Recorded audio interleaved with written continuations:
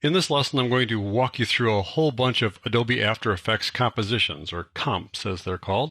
If you want to follow along, feel free. If you've already figured out how to open up projects from the working files folder that we include with the course, then go ahead and do that.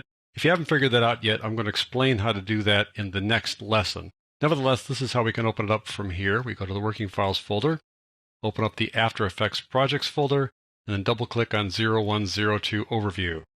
Now this is a rather involved After Effects project. It has a lot of compositions inside it, but I've created this so I can show you most of the things I'm going to cover in this course, and I'm going to show you them in order here as we go through this.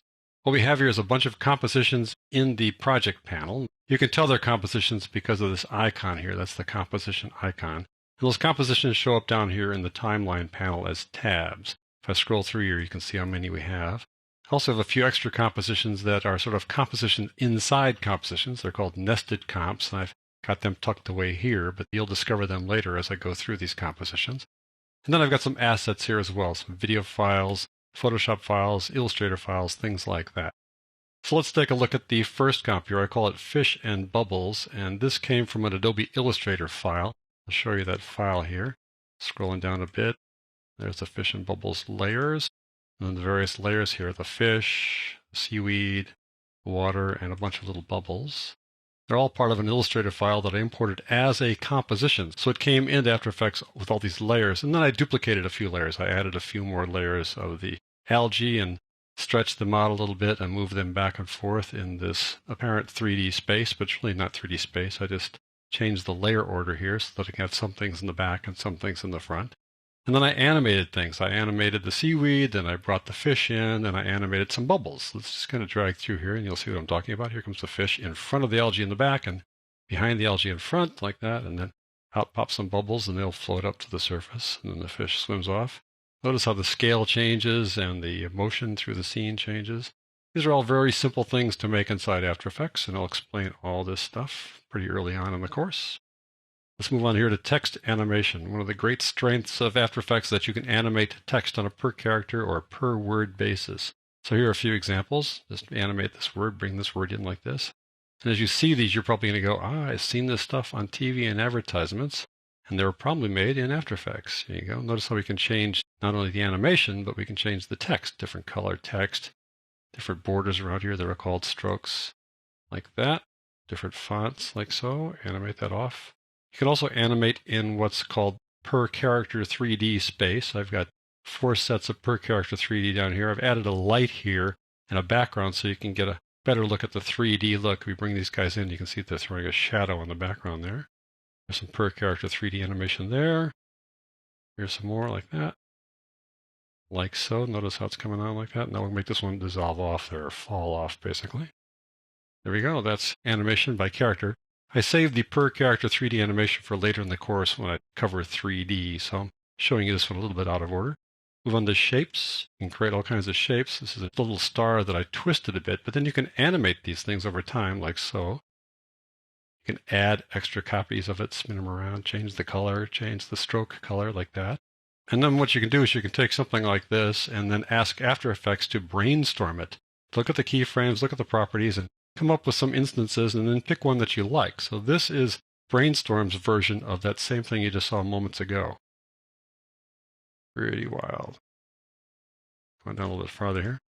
You can also try some other things, various other ways to deal with shapes, like so, or like this. Turn these 3 guys on here. Have some transparency, have these guys contort around a bit like that, or like this with a gradient that comes on. All very nice. You can work with shapes in many different ways. You can also paint, just like this. I can animate just a script like this and change the colors, change the characteristics of the paint as it comes on, something like that. Or we can paint on objects. Painting on these bowls, for example, I just drew some quick lines here. Notice how the colors blend with the bowls. That's because they're using what's called a blending mode. Open this up, you see there are 3 different blending modes here for each brush, 3 different brushes. If I turn off the blending mode, you'll see how it would look if it was just normal. It's just kind of this flat color paint. But if I go back to the previous thing, you can see how it sort of blends in with the background there on top of this object. Go to what's called a roto brush. It's this great tool inside After Effects that allows you to select objects even if they're moving inside a video. So here we've got the changing of the guard here. Let's quickly cut into it a little bit so you can see how that works. There's the changing of the guard. And I thought, these two policemen with their light green or fluorescent green outfits kind of stand out just a bit more than I'd like. So I want to change the color of their outfits. So I use the roto brush to identify them. I'll show you how that looks. I'll just switch off that and turn on one of these tracks, and it picks out the object. You can actually select the object, and as you go through it, it'll select it and then keep it selected as you move through the clip. In this case, I applied an effect to it to change its color, but before I applied the effect to it, it looked like that yellow thing. So once it's selected as a separate layer, then you can put the original layer underneath it. There he is. Then you can apply an effect to it to, let's say, tone it down a bit. So let's get rid of that green outfit and make it blue instead. This one's the same, make him blue as well. And so now they don't stand out so much, even though someone may say, whoa, what happened to the police? Aren't they supposed to be green? But nevertheless, I just want to show you how that works using the roto brush tool. Clone Stamp is similar. You get to clone one area to another. If you've used Clone Stamp inside Photoshop, you can take one part of a picture and put it someplace else, but that's a static image. Here you can clone something onto another part of the scene and have it follow that motion. So for example, I've got these black chips here, and I figure that this guy might lose this hand because he's got a hard 17 versus the dealer's probable 19. Oh gosh, so I'm not sure if black is the inexpensive chip or if red's the inexpensive chip, but we're going to change the value of his chips here using what's called a clone stamp. So what I did was I cloned these red chips here and placed them there instead, and then have them follow that motion. So let me turn on the clone stamp for you. There it is.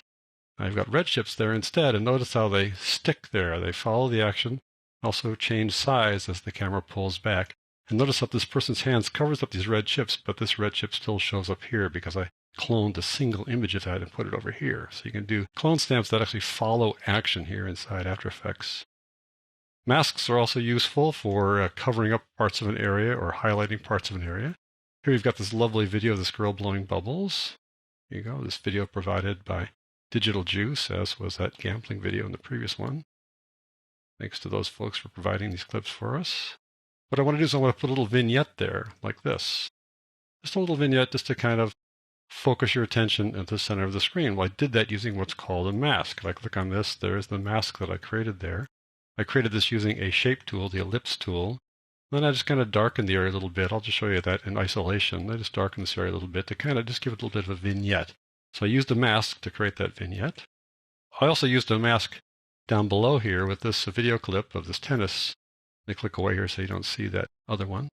I wanted to put a couple of images here, so I added these images above there, and I put a mask around them. Now, these images actually started their life much larger than that. I'll double click on one of them. That's how it really looks.